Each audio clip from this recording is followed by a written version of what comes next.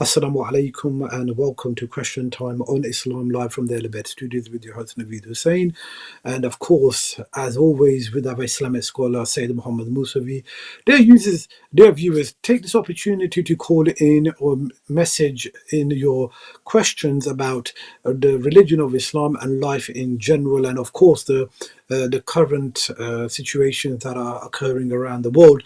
Our Islamic scholar Syed Muhammad Musawi, who joins us live for you, the viewers, you're going to take this opportunity. He will try his utmost best to answer any questions or any comments that you may have. Sayyidina, once again, thank you very much for joining us this evening. Assalamu alaikum wa rahmatullahi wa barakatuh. Wa alaikum assalam wa rahmatullahi wa barakatuh. Bismillahir Rahmanir Rahim. Alhamdulillahi Rabbil Alameen. All praise due to Allah, the Lord of all the worlds, and may His best blessings be on His most humble servant Muhammad and his holy progeny Ahlebait. May Allah hasten the reappearance of the divine leader who will establish peace and justice all over the world, inshallah, soon. We would like to start this episode with a Quranic verse. Allah says in Quran, إن الله يأمر بالعدل والإحسان وإيتاء ذي القربى وينهى عن الفحشاء والمنكر والبغي. Allah definitely orders in justice and fairness and doing good to your relatives. And Allah orders people to be away from injustice, from sinful acts, from arrogance. These orders from Allah are in Quran for all human beings. Because in fact, Quran is not only for Muslims. Allah sent Quran for all human beings.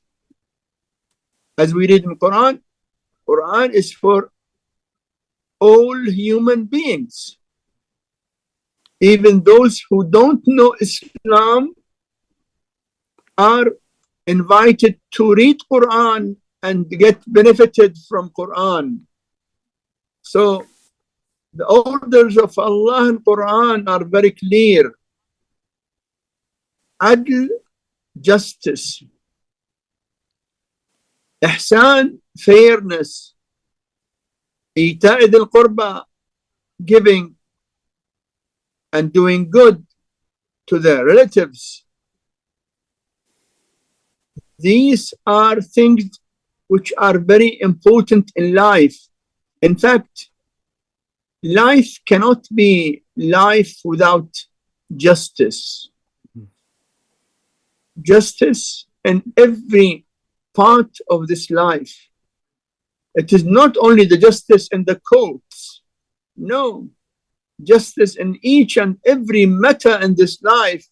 When you deal with people, you have to be just.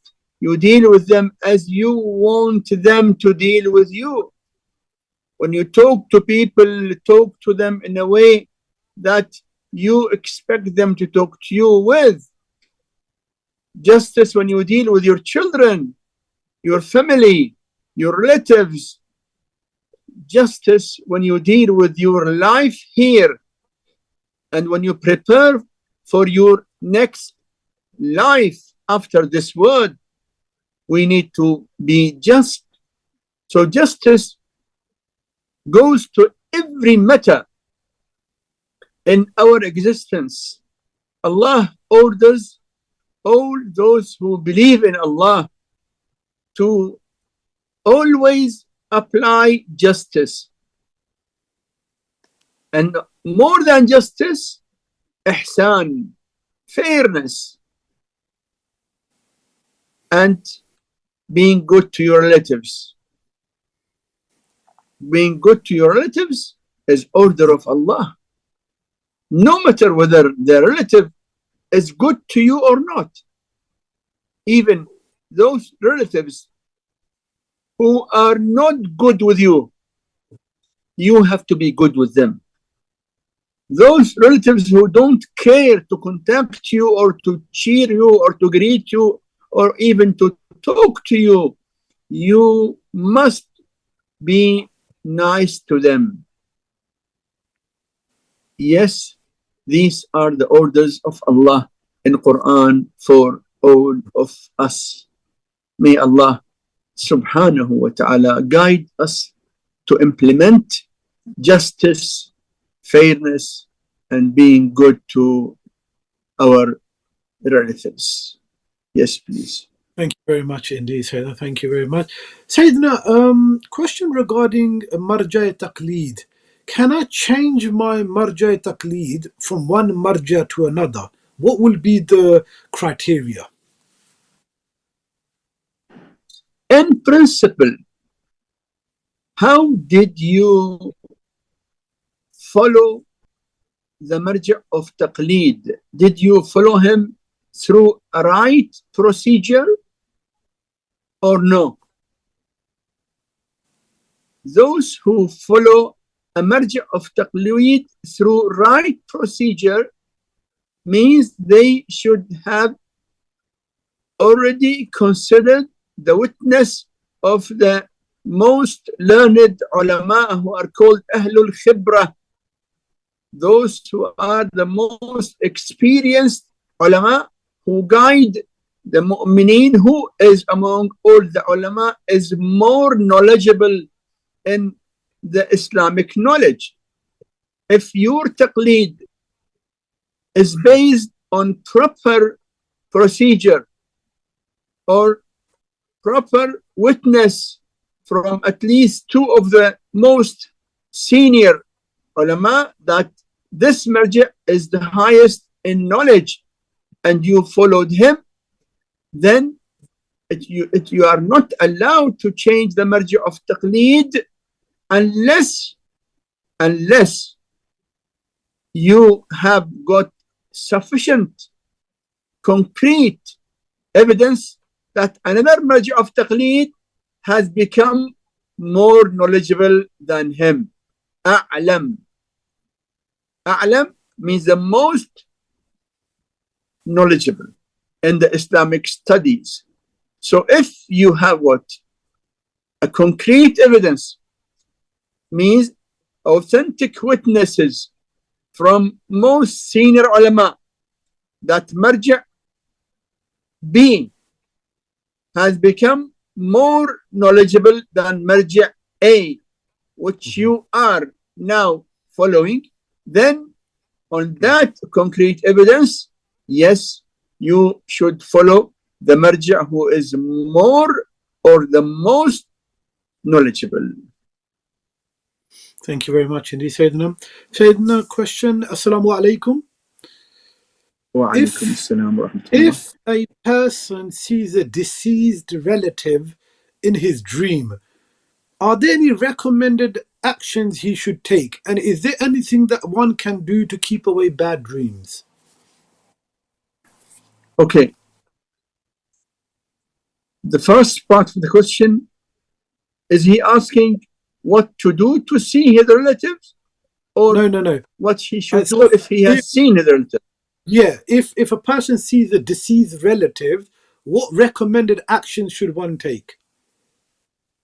If you see your deceased relatives, you pray for them and do charity on their behalf and send gifts to them, because our deceased relatives are in need to the good deed in the hadith, irhamu mawtakum bis-sadaqah. Have a mercy on your deceased relatives by giving sadaqah on their behalf. So when you see your deceased relative in your dream, do as much good as you can and gift it to them. The other question, what to do to avoid bad dreams? Mm-hmm. Bad dreams can come out of many reasons. Number one, bad time of sleeping. Those who sleep in the wrong time.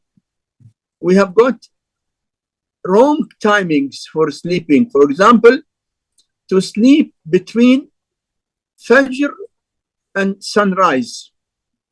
It is makruh and harmful to sleep between Fajr and sunrise.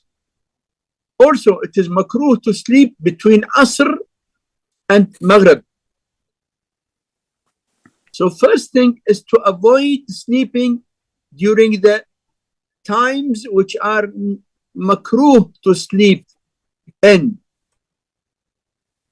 Number two, some bad dreams come as a result of sinful acts. And bad dreams comes to warn the person.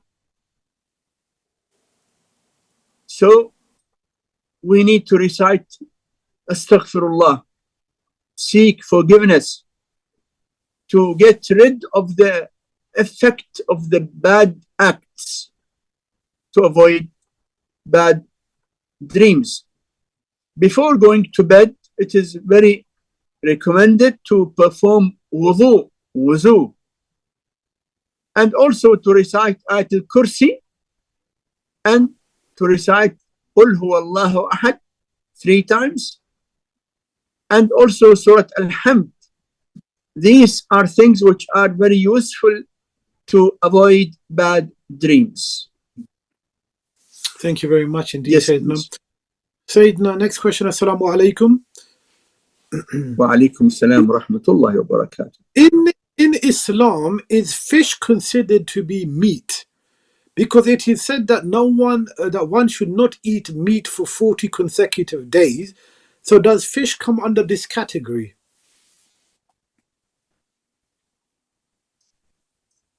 Yes, fish is one kind of meat, because in Quran Allah mentioned the seafood, the fish, وَتَأْكُلُونَ مِنْهُ لَحْمًا طَرِيًّا. Allah calls the fish لَحْمًا طَرِيًّا, means soft meat. So it is makruh to leave eating meat for continuous 40 days. And also it is makruh, it is also makruh to eat meat continuously for 40 days. Both are makruh. Muslim should be moderate, not to leave eating meat totally, like some people who claim to be vegetarians. No, in Islam we don't have any recommendation to be vegetarian, because even in Quran Allah ordered us to eat. Allah says about the Qurbani, فَكُلُوا مِنْهَا. When you do the Qurbani, eat from the meat of the Qurbani. فَكُلُوا مِنْهَا. And the Prophet and all the infallible Imams, peace and blessing be upon him and them, all of them used to eat meat, but not too much meat, no. So to eat meat continuously is makruh. and it is harmful. It even makes the behavior like the behavior of the animals. But to boycott meat completely is also not good at all. And it might be in some cases when someone claims that eating meat is haram, this claim itself is forbidden in Islam, because the person who claims that eating meat is haram, he is contradicting the practice of the Prophet and the infallible Imams, because all of them used to eat meat, but little bit amount, not too much. So eating the fish is eating part or kind of meat. The fish is halal and does not need that the person who catches the meat to be a Muslim. No, even non-Muslim. For fish, there are two conditions that fish is halal. Number one, that the fish must be caught alive, not that the fish died in the water. Any fish which died in the water is haram, and it remains haram. The second condition after the first, I say the first, that the fish must be alive when it is caught. Number two, the condition that the fish should have on it scales. The scales on the fish. Any fish which has no scales is haram. Like the shark, like the water snakes. Any fish which has no scales on it is haram.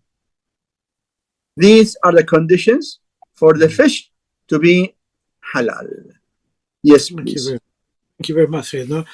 Sayyidina, if by mistake I recite Surah Fatiha in a loud voice in Asr namaz and realize that I have to recite it with that voice, do I need to do sajda sahu or recite the whole namaz again? If you by mistake, if you recite Surah Al-Fatiha or the other surah with clear voice in Salat al-Dhuhr or Salat al-Asr, as you know that in Salat al-Dhuhr and Salat al-Asr, the recitation in the first and second rak'at should be with whispering, not with clear voice. So if you recited the Quranic verses with clear voice by mistake, your salah is valid, not invalid. It is valid, but you just perform 2 sajda of sahu after salah immediately. Every sajda you say Bismillah wa billah, Assalamu alayka ayyuhan nabi wa rahmatullahi wa barakatuh. Or you can say Bismillah wa billah, Allahumma salli ala Muhammadin wa ali Muhammad. Then you sit. Then again go for the second sajda and say Bismillah wa billah, Allahumma salli ala Muhammad wa ali Muhammad, or Bismillah wa billah, Assalamu alayka ayyuhan nabi wa rahmatullahi wa barakatuh. Then you sit and recite tashahhud and salam. That is the 2 sajda of sahu. Thank you very much indeed, Sayyidina. Sayyidina, is it disrespectful to carry pocket Quran in the pocket of your trousers? Is it disrespect to carry a small copy of Quran in your trouser with you? Okay. No, there is no disrespect at all. After all, disrespect is depending on your intention. Your intention. And also in general, in common sense, nothing wrong in carrying a small copy of Quran in your cloth, in your trousers. Nothing wrong in it. Yes, please. Thank you so much indeed, Sayyidina. Sayyidina, regarding the question about fish, how can we know if any fish we eat has been caught alive or dead? Are we obliged to find out? You see, this is usually known from the way of the people who catch the fish, the fishing way. If you know that the person who is selling the fish is trustworthy and he does not sell dead fish, you know that this person does not sell dead fish, whether he is a Muslim or non-Muslim. Then on knowing that he is a person who does not sell dead fish, that should be enough for you. In many countries, fishing using the dynamites or fishing using the poison is illegal. In Islam also it is haram. Haram to eat a fish which was being killed by poison, because it dies in the water, then it is haram. Also, a fish which was killed by dynamite. In some places they do it, but in many countries it is illegal. In Islam, it is also haram. So you should verify the way of the fishing, and if you trust them that they are not taking dead fish, then you can take that and should be enough, inshallah. Thank you very much indeed. Sayyidina, after performing my Umrah Mufrada, can I perform another Umrah with multiple niyat of all my marhumeen and the 14 masumeen all together? Yes, you can. And it is very good to do that. After performing your Umrah, can you perform another Umrah? The ulama say that another Umrah should not be for you, it should be for others. As you mentioned in the question that you want to perform another Umrah on behalf of the Ma'sumeen alayhim wassalam and your family and friends, yes, you can do so, and that is very great, and you will get inshallah a great reward for performing Umrah on behalf of the Ma'sumeen and your parents and your family and friends. Okay, thank you so much, Yes, Sayyidina. Sayyidina, question is it subliminals are audio tracks, usually with sounds of rain, and under that sound they are put positive affirmations in a very low audio for our subconscious to absorb. Is it allowed to listen to them if the affirmations are related to self-development? if the sound is only the sound of the rain drops, or anything which does not include sinful music, if what you are asking about does not include any sinful music, and the meaning of sinful music is the music which is usually used by the sinners. So if this sound does not include any sinful music, then listening to it should not have any problem. Yes, please.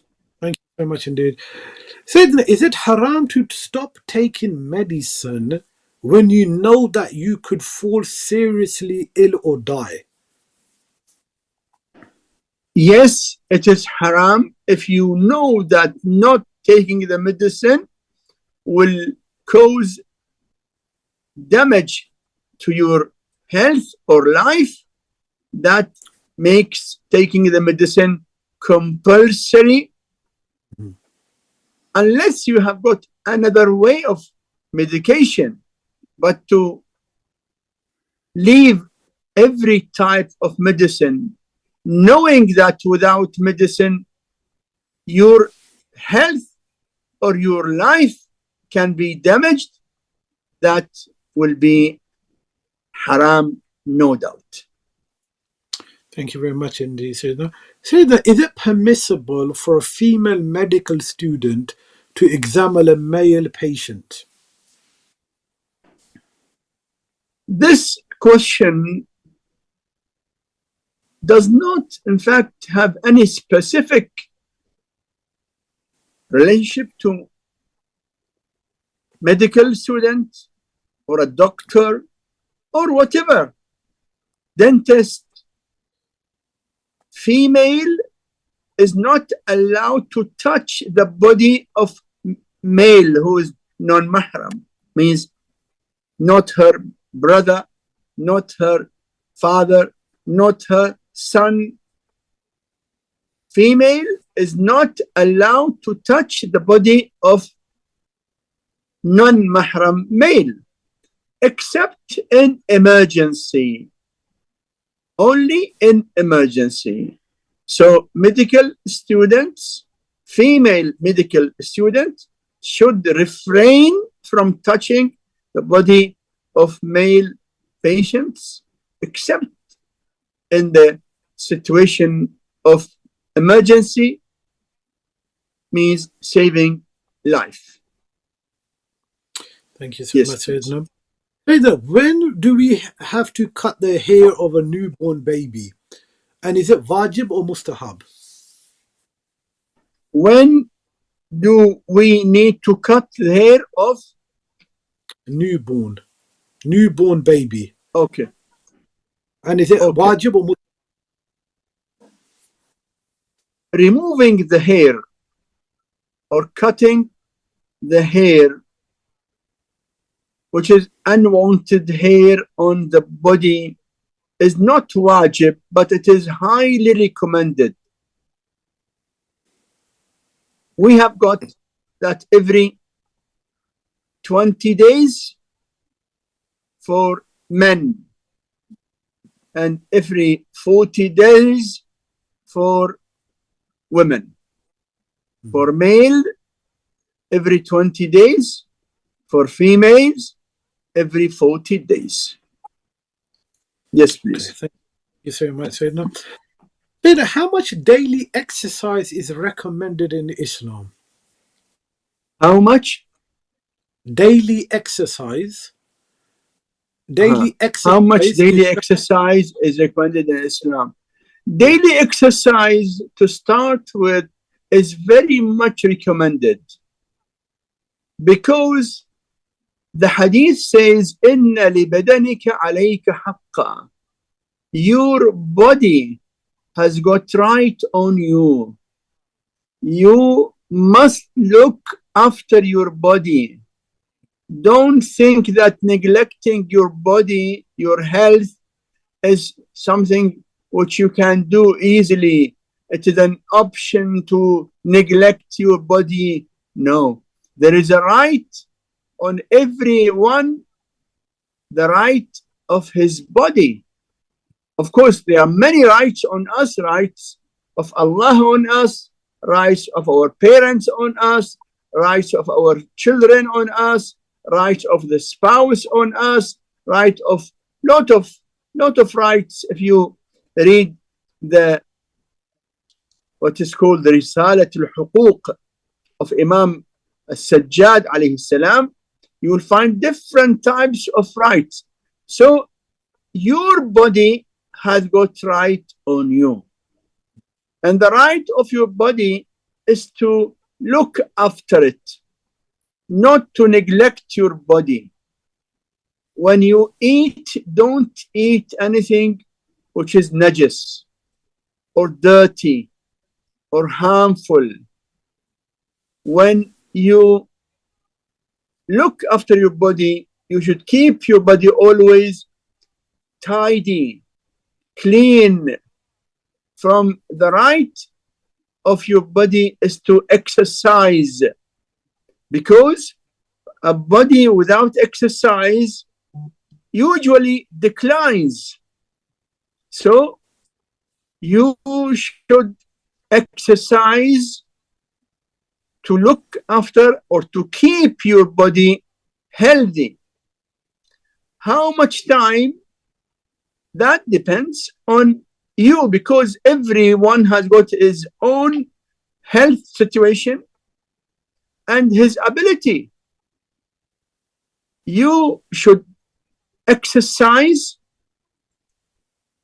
the amount of exercise that your body can tolerate without harm on your body and without wasting long time on exercise, because your time is very much precious and we should not waste our time more than what we need in exercise. So we must practice the exercise to look after our body, and that exercise should not be very long. I mean, I don't say that you exercise for 3 hours. No. Exercise the time which keeps your body healthy, but you should not waste too much from your precious time. Thank you very much, Sayyidina. Sayyidina, I thought we have a caller with us. Assalamu alaikum. Hello. Assalamu alaikum. Walaikum salam. I just wanted to ask a question, with Maulana. Yeah, please go ahead. Yes, please go ahead. Yeah. You're live. Yeah. Yeah. The question is, I just wanted to ask Maulana about, the forbidden times of, not the wajib salahs, other salahs that we do, like Khazamri or something. What are the times that salah is forbidden? Because I have read somewhere that you can't do it, in the morning, until sunrise. So there are 3 times where you're not supposed to do any salah. Okay. Can Maulana please let me know? Sure, no problem. Thank you for your question, sister. Thank you. Sayyidina, times when the question. Can you please repeat it? Can you repeat it, please? Yeah, the times when What's salah the question? is forbidden. The question was times when salah is forbidden, not the wajib salah, but the mustahab or qadha umri salah. There are apparently 3 times that the times is forbidden to pray during the day. We, the followers of Ahlebait, we don't have any time in the 24 hours that salah is forbidden. This claim of forbidden salah is not among Ahlul Bayt at all. It is among others. Those who don't follow Ahlul Bayt claim that salah after morning namaz till sunrise and salah after asr till maghrib, whatever they claim. But according to the authentic hadith from the Prophet, as-salatu khayru mawdu'. Salah is the best act that we can do. No time salah is forbidden. Yes, there are some claims that it is makruh, means not no reward, but reward is less. But in short, we don't have any time in the 24 hours, day and night, that salah is forbidden at all. Mm-hmm. Thank you so much indeed for the clarification. Sayyidina, is it obligatory to obey the parents if they ask for something that they do not really need and that is beyond what is normal and necessary for them? Sometimes some parents ask for something which is not necessary for them. What the children should do? The answer, the children are obliged to always treat their parents in the best way, even if they ask for something which is not necessary for them, but they have asked for it, they want it. You must do your best as a son or as a daughter to fulfill the wish of your parents. In case you have no ability at all, say for example, if your parent is asking for something which is very expensive and you have no money at all to buy it, then you have to politely explain to them that now I don't have the money for it, but I will try my best to arrange and buy it for you as soon as I can. Never speak to your parents any word which can hurt their feelings. Never reject any request from them in any way. The parents' order must be respected. If you can implement it immediately, do it. If you cannot, then you try your best to implement it as soon as you can. Even if the parents want something which is not necessary for them, or say something which you think not good for them, but they think it is good for them. So obey them, respect them, serve them, be nice to them in all the situations. Thank you so much indeed, Sayyidina. Sayyidina, if an istikhara comes out good, do we have to follow it and take action, or can we still skip that? If the istikhara comes good, is it obligatory to follow it? No. But if the istikhara comes bad, you should not go against the guidance of the istikhara. Usually, if the istikhara says no, don't do it, and you insist on doing it, it is not haram to do it, but you will not get any benefit from it. It might not only be not beneficial, but also harmful. So applying the result of the istikhara is not obligatory. Just in case, if the istikhara says no, don't do that, you are advised to avoid that action, because if you do it against the istikhara, no haram, but there is harm which can come from going against the istikhara. I say it again, I say that it is only when istikhara says no, but when the istikhara says yes, do it, and you don't do it, no haram and no harm. Yes, please. Thank you so much indeed, Sayyidina. So there is engagement allowed in Islam, and can we talk with the fiancé on the phone?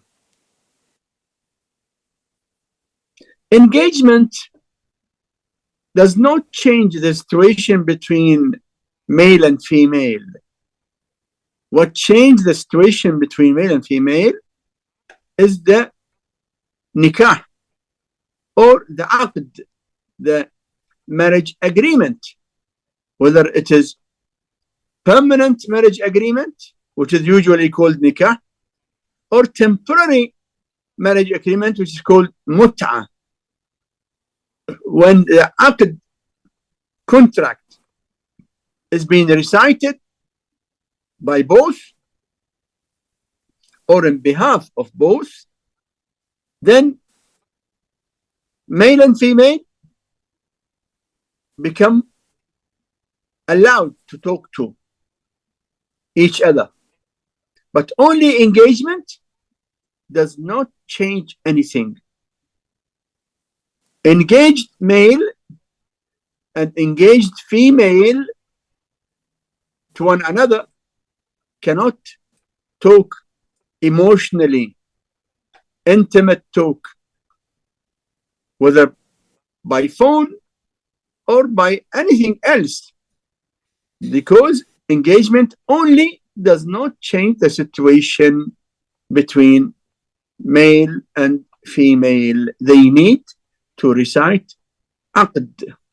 Aqd means the contract. Yes, please. Thank you very much, Sayyidina. Sayyidina, during the qanut of Salatul Witr, do I have to say the long dua? Do I have to say the long one, or can I shorten it and not say the whole thing? You know, the qanut of Salat al-Witr. Number one, let me say what is Salat al-Witr for those who don't know it. Salat al-Witr is the last rak'at of the night prayer. Namaz al-Shab, Salatul Layl. And Salatul Layl is the most important recommended prayer.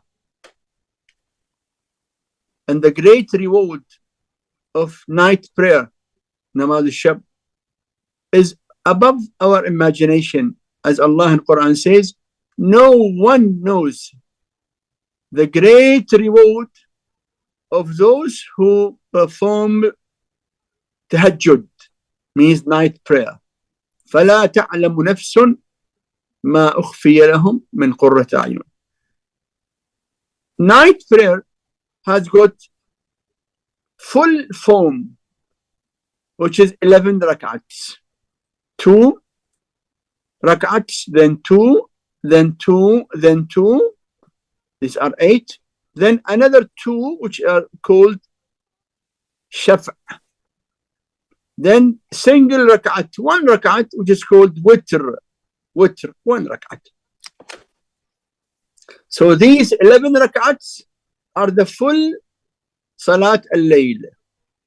There is a short form of Salat al-Layl, which is just 2 rak'ats of shaf' and 1 rak'at of witr. Means 3 rak'ats. 2, then 1 single rak'at.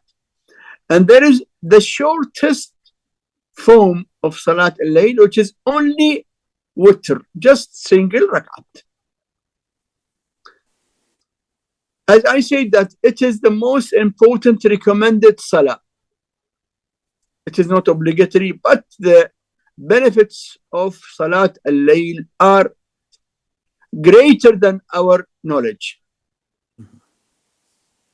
Salat al-Layl is the key for every success, every happiness, every bounty in dunya and after dunya. In Salat al-Witr, there are many recommended prayers, but you don't need to perform all of them. It is not obligatory at all. You perform the recommended prayers as you can. No compulsion to recite the long dua, no. Recite whatever you can recite, whatever you want to recite. That's it. Yes, please. Thank you very much, Sayyidina. Sayyidina, can I wear my ihram in the hotel just for performing tawaf? Because I am required to wear by the authorities, although it's not of umrah or for umrah tawaf. Nowadays,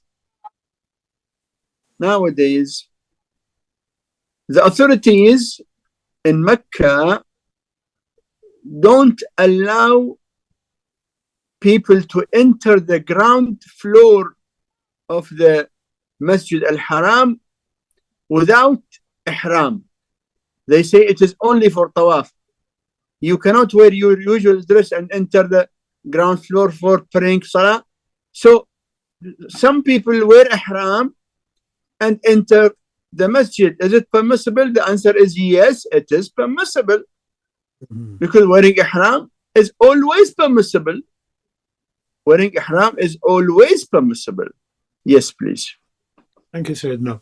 Sayyidina, can we put flowers and rose petals on graves or something for fragrance? Is it good for the deceased? Can we put flowers? Or rose petals? Yes, rose petals on the grave for fragrance. Is it good for the deceased? For the deceased, the best is to pay sadaqah on his behalf. The money which you buy the flowers and rose or other things, give it sadaqah to poor people on behalf of the deceased. That will help him very much. But only to put flowers, it does not mean anything, except if the flowers give good smell, that people who pass, they will get the good smell. That is thawab. Yes, it is thawab. It is thawab, reward to make people have the good smell. But it is something not happening always. Usually many people buy expensive roses and flowers and put it on the graves, which is after all not an Islamic practice. We have never seen in the life of the Prophet and all the infallible Imams, any of them who used to bring flowers or allow bringing flowers and putting on the dead or in the grave or before the burial, like what is going on among some non-Muslims today. In short, the money which you want to spend on the flowers or roses or other things, give it on behalf of the deceased as a charity that will help him the most, inshallah.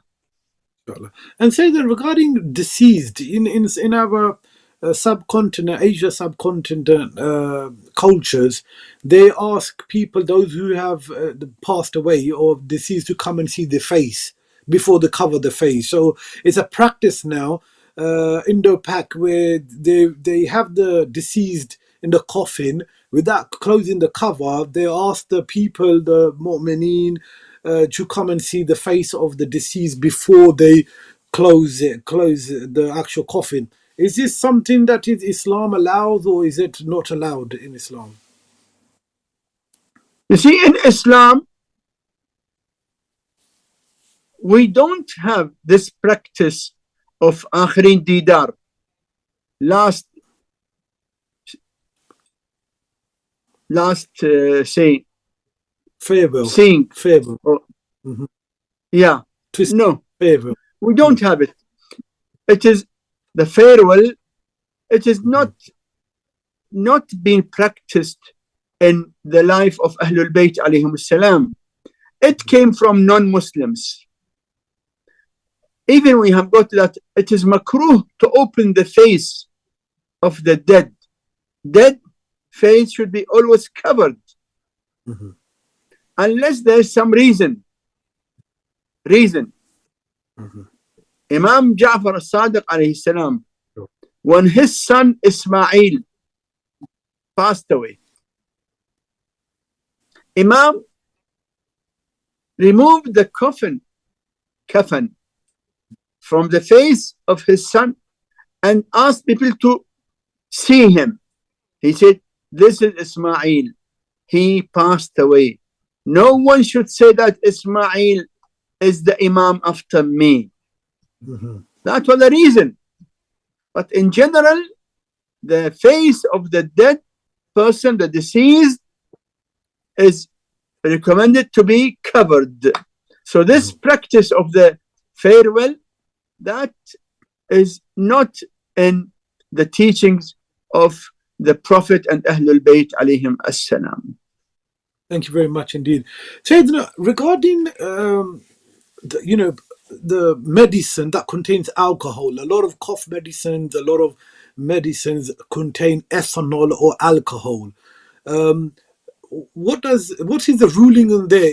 Can we consume such medicine which has, say, alcohol or ethanol in it, in medical, obviously cough medicines or any other type of medicines? Our ulama have got one opinion that any medicine or any food or any drink which has got any percentage of alcohol is forbidden. Another opinion which says that if the percentage of the alcohol is minimal, like 1% or 2%, some of the ulama say that it might be permissible in the medicine.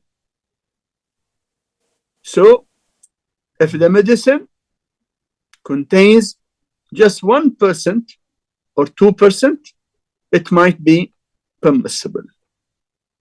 But say yes, if it just says alcohol and it says ethanol, it doesn't say no percentage in the ingredients. If it just says alcohol or ethanol, it doesn't say no 1%, 2%, just says that. No, then we have to avoid it. Because not any percentage can be permissible. I say that big number of our scholars say that any percentage of alcohol is forbidden. Another opinion of other ulama who say that if the percentage is just 1% or 2%, it might be permissible. But if there is no mention of percentage, then we must avoid it, because it might be more than 2%. Thank you so much for the clarification, Sayyidina. Sayyidina, if a 21-year-old boy lives abroad for studies and performs muta with a non-Muslim woman from the Ahl Kitab without telling his family, is it permissible? In the Islamic rules, performing mut'a marriage with women from Ahlul Kitab needs the permission of your Muslim wife.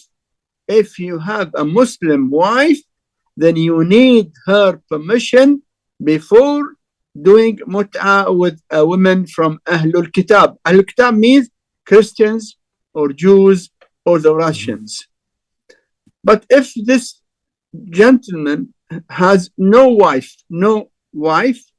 and just he has his family, in Islam, the man is not required to get permission from his family when he wants to get married, whether permanent or temporary marriage. The female who is virgin female, when she wants to get married, she needs the permission of her father or her paternal grandfather. So you, as a man, if you are not married, so you don't have a wife that you need her permission, you are allowed to get married in mut'a marriage or permanent marriage without the permission from your family. Thank you very much, Sayyidina. Say the next question, Assalamu alaikum. But sorry, here, I should say that you should not behave in a way to make your family feel disrespected or ignored or bypassed. No, Muslim should always be polite with his family members. Yes, please. Thank you, Sayyidina. Sayyidina, is it wajib to give reply to salam even when someone texts you? So if someone messages you saying salam, is it wajib to respond to that? According to the verdicts of many ulama, the salam which is wajib is the verbal salam. The verbal salam. Not the text, not the email. Of course, it is good. It is very good. But is it haram? Say, for example, if you have got in your mobile 100 people who sent you salam, is it wajib on you to reply the salam on each and every one? And if you don't do that, you are committing a sinful act? No. The verdict of our ulama says that the reply of the salam, which is wajib, obligatory, is the verbal salam. Thank you, Sayyidina. Yes. Sayyidina, I have a question nowadays, the doctors who recommend IVF treatment for baby birth, is it allowed in Islam? What is the type of treatment? IVF treatment. They're saying it's IVF. Which is for a pregnancy, right? I believe so. Yes. I mean, some cases pregnancy is difficult, so they go through a special treatment for pregnancy. They take the semen from the man and they take the ovum, the egg from the female, and they put both of them in test tube, and try to make the zygote in the laboratory. That is permissible, but we must be careful not to fall in sinful act in the preparation of it. For example, some people, when they want to take the semen from the man, they tell him to masturbate. Masturbation is haram. Or a doctor comes and touches the private part of the patient. That is haram. Or when they take the egg from the female, they look at her private parts. That is haram. So we must be careful not to fall into any sinful act. But the treatment itself, without the sinful acts, the treatment of IV is permissible as a treatment, with avoiding every sinful act. Thank you very much, Sayyidina, for the clarification.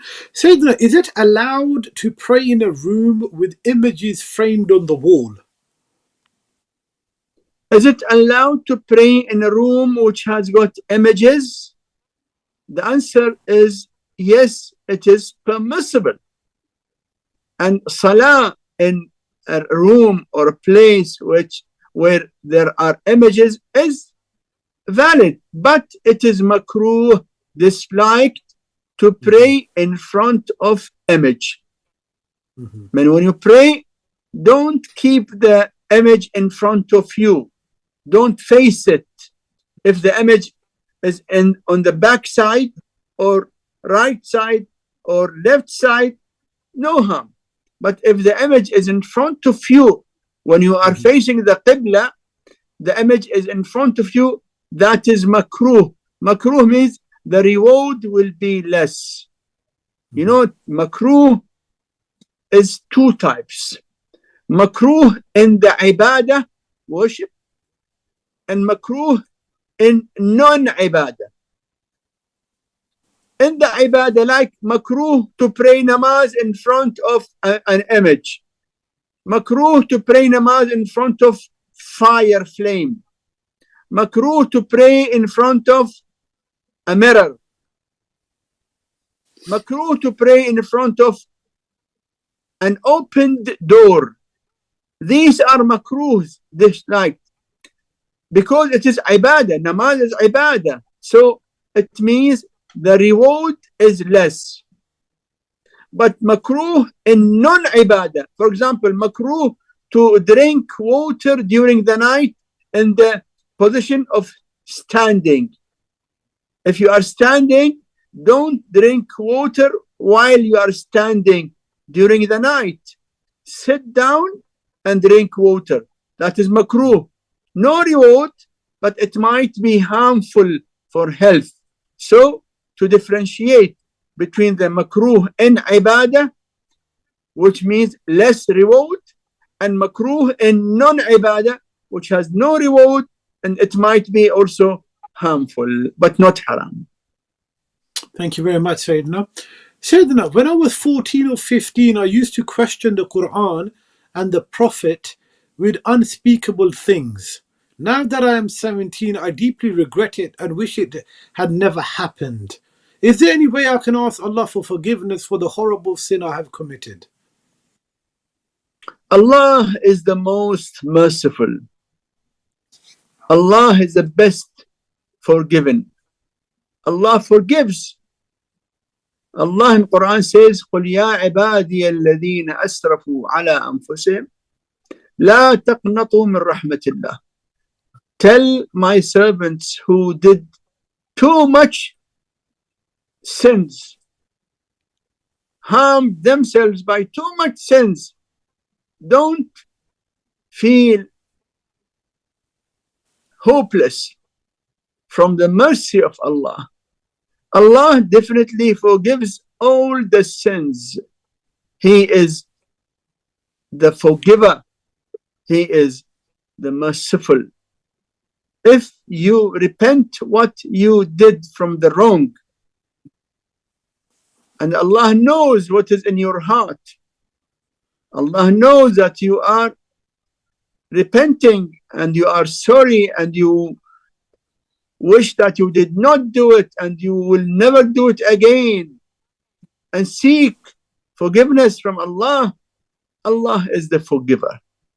Don't lose hope in the mercy and forgiveness from Allah subhanahu wa ta'ala. Keep on astaghfirullah, especially when you are alone, and more especially when you are in the state of sajda, sujood. Keep on astaghfirullah, astaghfirullah, astaghfirullah. And night time, especially on the sahar time, means the last part of the night before Fajr, the 1/6 of the night before Fajr, which is called the time of Sahar. Keep on repeating istighfar, because in Quran Allah says, وَبِالْأَسْحَارِ هُمْ يَسْتَغْفِرُونَ. The pious mu'mineen seek forgiveness in the Sahar time, the last 1/6 part of the night. So have full hope in the mercy of Allah and keep seeking forgiveness. Allah is the most merciful and the best forgiver. Thank you very much indeed, Sayyidina. Sayyidina, is it permissible to eat and drink in the state of janaba? Is it permissible to eat or drink in the state of janaba? The answer, it is not haram, but it is makruh. It is not haram to eat or drink in the state of janaba, but it is disliked. Better to avoid it. And if you cannot perform ghusl immediately, then at least some people, they need to, in some countries there is no ready hot water in the winter, they need to prepare it. So, and they want to drink water, for example, or eat, then put water in your mouth 3 times and then water in your nose 3 times. That makes the dislikeness of eating or drinking in the state of janaba, makes it less. So eating or drinking during the state of janaba is not haram, but makruh, dislike. To make that dislikeness less, wash your mouth 3 times and wash your nose 3 times. Yes, please. Thank you very much. Sayyidina, how do I gain knowledge without going to Hawza, and what field of knowledge should I study first? Nowadays, gaining Islamic knowledge is possible without going to Hawza, because nowadays you can find many Islamic courses and classes and teachers who teach Islamic knowledge online. So from your own place, you can select a course or a class or classes, or if you have in your area any scholar who can teach you, so you can study under his guidance from your own place and without going to the Hawza in Najaf or Qom or Mashhad or other places. So seeking Islamic knowledge nowadays is much easier than the past. Yes, Thank please. you. Thank you very much, Sayyidina. And just finally, if we can touch upon the Mahir Rajab, the month of Rajab, which is dawning upon us in the next few days or so. If you can please shed some light upon this in the last few minutes that we have. The month of Rajab is one of the greatest months in the year. We in the hadith, we have got Shahrullah. The month of Rajab is the month of Allah. And month of Sha'ban is the month of the Prophet. And month of Ramadan is month of the Ummah. Month of Rajab is a month of istighfar, astaghfirullah. Month of istighfar. And month of Rajab has got many great recommended acts, like repeating istighfar, giving sadaqah, reciting Surah Qul Huwallahu Ahad every day 100 times, reciting La ilaha illallah in the whole month 10,000 times, and fasting. The reward of fasting during the month of Rajab is a great reward. We have got also special importance of the ziyarat of Ahlebait in the month of Rajab. Those mu'mineen who pay attention to the month of Rajab and perform good deeds in the month of Rajab are called in the paradise Al-Rajabiyun. Al-Rajabiyun, those who used to do good deeds, especially in the month of Rajab, more than other months, they will be called in the paradise Ayn al-Rajabiyun. Where are the Rajabin? Those who used to do more good deeds in the month of Rajab. So it is very good to prepare ourselves mentally from now and tell our family members to be prepared for the great month of Rajab, inshallah. Inshallah. Thank you very much, Sayyidina. With those words, dear viewers, we've come to the end of the show. This evening, I'd like to thank our Islamic scholar and those who have sent in the messages. Until next time, keep our Islamic scholar and